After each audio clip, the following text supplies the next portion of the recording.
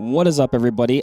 Mark on the mic here, joined by Mr. Dan Forrester from the Archery Trade Association, often referred to as the ATA, Dan. This podcast today, a little bit impromptu. We plan things oftentimes over on our end, like well in advance, and we either leave room or make room for instances where something is newsworthy, timely, and I think the topic of today's discussion definitely falls within that category. We're talking about some recent, eliminations of federal funding to schools that have archery programs or hunter education programs. Which, I mean, to me, from where I sit, those are about two of the purest things a person can engage in life. So, Dan, before we get too deep into this, if you can, talk a little bit about ATA, Okay. what you do there, and maybe even let's talk about the programs themselves a little bit and their positive benefits, and then we'll dive into, current events as it relates to those, if that works for you. Oh, that sounds great, Mark. So, the Archery Trade Association, for anybody that is an avid archer, be it a bow hunter or a target archer, is somewhat familiar with ATA. We basically are the 501c6 trade organization for the archery industry. So, if you touch the business in some way, shape, or form, then we exist to represent you.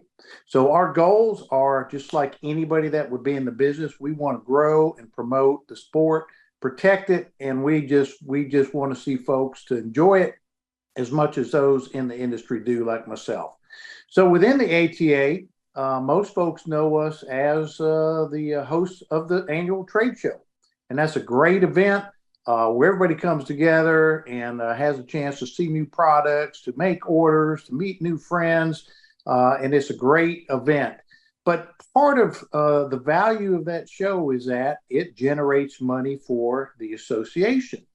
And it allows us to reinvest those dollars back in ways that help the industry. For me specifically, my role as Chief Conservation Officer is I manage the government relations and policy portfolio.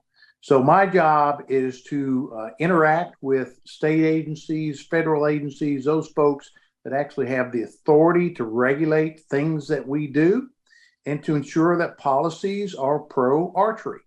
And what we're going to talk about here in a minute is one of those rare instances where our sport is actually in the crosshairs. And so I'm totally engaged in that. The other thing that we do with some of those proceeds is to reinvest those into programming and with partners that can promote participation. ATA was one of the earlier supporters of the National Archery in the School program, which there's been over 23 million kids have gone through that program across this country since 2002. And it is not only a 2-week in-school archery program, but there's the opportunity for kids to compete up to state level and then go on to national and even world competitions. So it is such a great enrichment program, but that's not the only archery program. There's Archers USA, there's other programs associated with 4-H, and other club activities. There's other organized activities, archery, that we're all familiar with, that also participate in school. And the thing that we're here today really to discuss is I would call it maybe unintended consequences. In policy development, oftentimes you have to be very discreet and purposeful in language, in legislation. And last year, Congress actually opened up an act that seeks to fund elementary and middle school and high school enrichment programs. Those programs include things like archery in the school, hunter education programs. Many states offer hunter ed in school, in classrooms, and even some kind of wilderness activities. But when Congress passed the bipartisan Safer Communities Act last June. They did that kind of on the heels of some of the challenges that society's facing with school shootings and whatnot. And so the intent was to make schools safer. And in those negotiations, there was never, ever any discussion about pulling back the funds for NASP, hunter education, or other activities. Yet, fast forward to May, the Department of Education issued some guidance that said if, in fact, schools are using educational funds that involve weapons, which was broadly interpreted to mean arrows, archery equipment, obviously hunter education courses, and for the sake of Alaska, a lot of wilderness courses that were being taught there. Then if you did that, then you put at risk all of your federal education funds.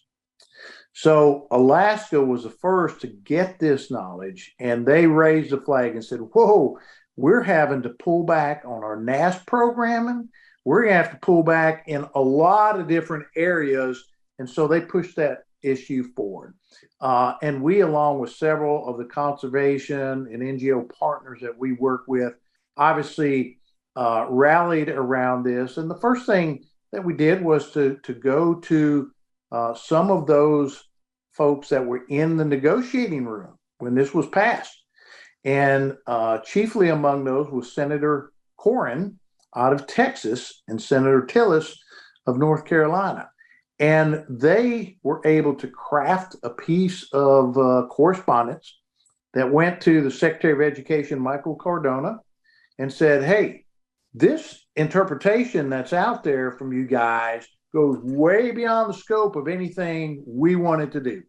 And it's going to be catastrophic to programs that we love, that's counter to what this bill is seeking to do, right? It's kind of a no-brainer, but it was a case of an interpretation that was well outside of the intent of the law. So that letter was filed or sent on July the 10th. And to the best of my knowledge, there has been no response from Department of Education on that letter yet. So as a result, folks are getting nervous. Obviously, this is something our industry doesn't want to live with, so we're going to push back. And so we've made a little bit of noise. We've offered an action alert to our members, which has been picked up elsewhere. An action alert is simply messaging that allows you to very easily communicate a prescripted message that you can modify that would go to the senators and your congressmen saying, hey, this interpretation is outside the bounds. Encourage Secretary of Education to reverse the decision as is consistent with the legislative intent, and we'll all be happy again. So that's really what we're hoping will occur. If that does not occur, then obviously we're geared up to push for some legislative language. As a matter of fact, Congressman Green out of North Carolina has already dropped a bill, House Bill 5110, that seeks to do that very thing. There's also some Senate discussions about a bill that will drop soon. So we've got a lot of support, a lot of bipartisan support. It's like I say, almost a no-brainer. I mean, these programs have been so beneficial for so long that I think we're going to resurrect them. I just hope we can do it sooner rather than later, and that the Department of Education can lead that charge as they ought to, because they have already been a benefactor as well from all the partnerships that go to these programs. Man, number one, I am glad that you guys are on the case. I mean, like you said, these programs are just so instrumental. They're so important. It's absolutely tragic to even consider thinking about taking them away. And as much as it's like, man, I want to protect the tradition and legacy of archery and hunting itself. I mean, these kids are depending on these programs for a multiple a multitude of things, whether it's being able to participate in a sport that's maybe, outside of, I'm making air quotes, maybe your more traditional sports. Maybe they Absolutely. don't fit into that box. It's going to build self-esteem, camaraderie. Oh gosh, just the positive benefits are just so profound. When I even heard about this, I was like, what? It just, at least, for me, it kind of came out of nowhere, and I was shocked by it, disappointed, and I mean, that's why we're like, man, we gotta, we gotta call Dan. We gotta see what's going on here. Well, I'm glad you did. And I hate to be too rough on the department or an individual because I don't know if this was very thoughtful and purposeful. I hope not, and I hope that we will prevail in the right way, which is, you're right. We've looked at it and we get it. I mean, that's what Senator Corrin and others are telling them, and so I think that's the right call, and I hope we get there, and I hope we get there soon, so that we can kind of put this to bed. Because right now, there last year were 49 states participating in NASP program alone, a number in Hunter Ed and Archers USA, and the list goes on. A total of about 1.3 million students through NASP alone. So there's a lot of schools, a lot of states, a lot of children that are not going to be served because we're in this limbo now. And imagine state school superintendents, local superintendents, PE coaches, everybody is waiting to see what happens. So with school starting over much of the country in the last week or the coming weeks, we got to get this solved quickly. So I'm going to be optimistic that we're going to get a purposeful solution from education. The only other thing I would leave you with is, if in fact language is so open to interpretation, we may very well move forward with some legislative language anyway to shore this issue up, so we don't find ourselves in another similar place 2 or 3 administrations from now. Absolutely. I mean, golly, these programs, they're just they are so incredibly important. They touch on,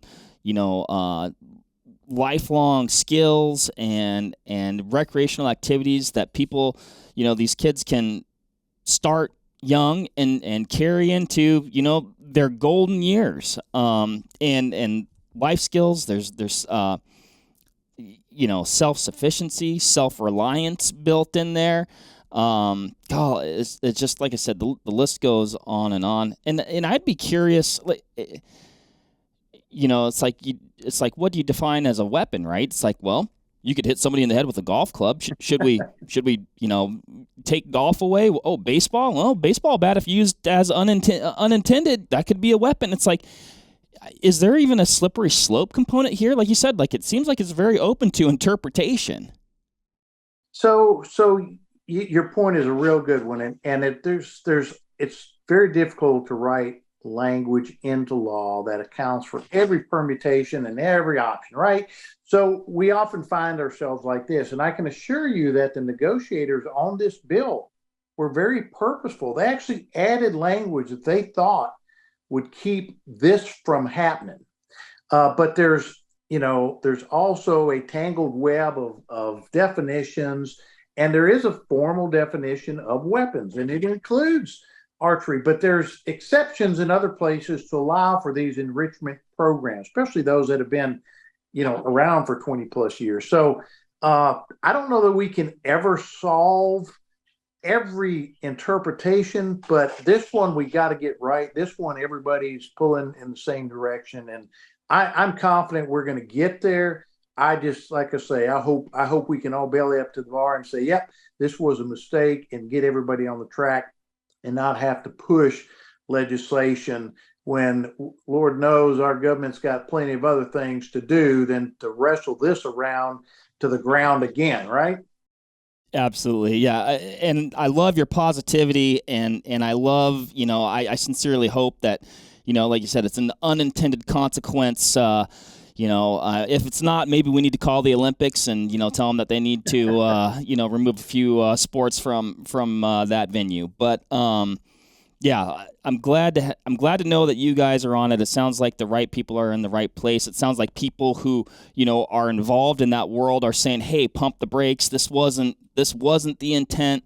So the big thing is hopefully. So to put an exclamation point on that, I over the last couple of days was with colleagues from conservation groups around the country, state agency partners. It's basically an organization, American Wildlife Conservation Partners, that come together to work on conservation issues of mutual interest. This was a topic, and everybody there, from Congressional Sportsmen's Foundation, Rocky Mountain Elk Foundation, Theodore Roosevelt Conservation Partnership, NSSF,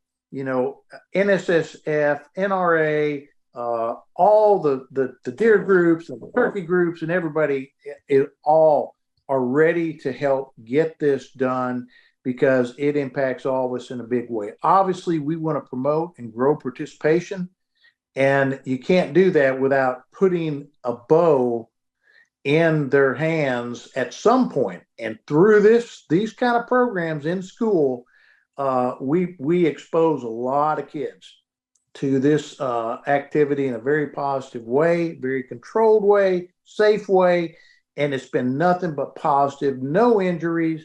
And just a side note, before I went to work for ATI, I was with the Georgia Department of Natural Resources, and we had a third grade class that won the state NASP tournament, went on to Kentucky and got third in the nationals, but they went to the World Championship in Orlando, and they won the World Championship. Oh. A group of elementary school kids from a part of our state where there's 60% free or reduced lunches in that school. These were kids that are not, in tune with other sports that are more traditional, that they compete well in, boys, girls.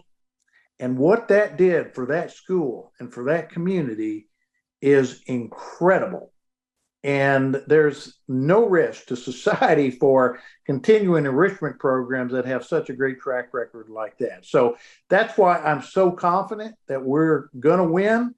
I look forward to being able to report, positive result, be it, a turnaround from education or be it legislation. We're going to stay on the trail here. And when I say we, it's ATA and all of the folks that are working with us on this. Man, that's fantastic. Like you mentioned before, time is of the essence. We're on the cusp of school starting here pretty soon.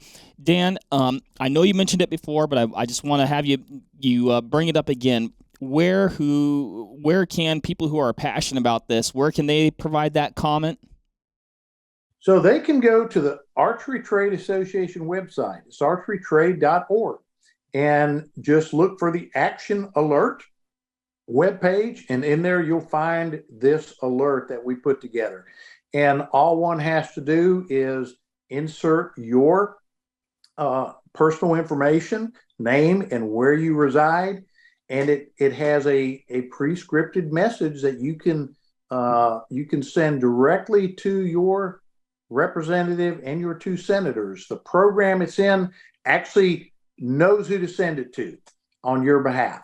And so it's fairly simple, a few clicks of the keystroke, and you can send a message. And I would encourage you to write your own message, add some personal examples to that. The more you can make it your own, the better off you're going to be. But the message really is simple, and that is don't withhold federal funds and reissue an interpretation that's favorable for archery and other enrichment programs. I love it. Well, I don't love what happened, but I love that we have a place to make our voice heard. And I know for me personally, when things, like this pop up, but oftentimes it's on the state, at the state level, right? And you feel when you're an out-of-stater, you feel a little bit helpless because it's just, difficult to have your voice heard or have an impact. And this is one it's affecting all of us. And so, man, If you care about this stuff like I do, like we do here at Vortex, make your voice heard. Go to the ATA website, fill that out, and we'll just cross our fingers a little bit, hold our breath. This is a big one. It's important. It's important for our youth and so many things beyond that. Dan, thank you so much for the time. If we can be of help in any way, let us know. And man, outside of that, just keep fighting the good fight, I guess.